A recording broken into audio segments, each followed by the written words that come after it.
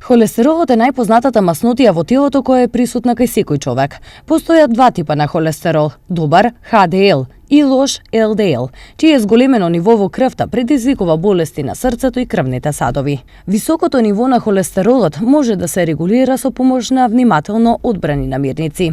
Грејпфрутот е апсолутен победник кога станува збор за борбата со лошиот холестерол, бидејќи освен големото количество на витамин С, тој содржи и пектин, кој во комбинација со витаминот успешно го намалува холестеролот во организмот и ги штити крвните садови од масни наслаги.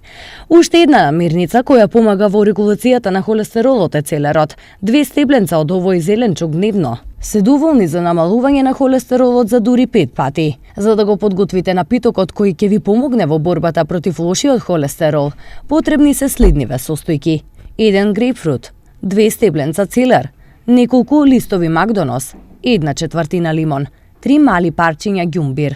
Подготовка: ставете ги состојките во блендер и мешајте се додека не добиете густ сок. Вака подготвениот напиток консумирајте го еднаш дневно. Совет: најдобро е да се конзумира пред оброкот, со цел да се апсорбираат состојките и да се активира нивното делување. Исто така, може да се консумира и по обилни оброци.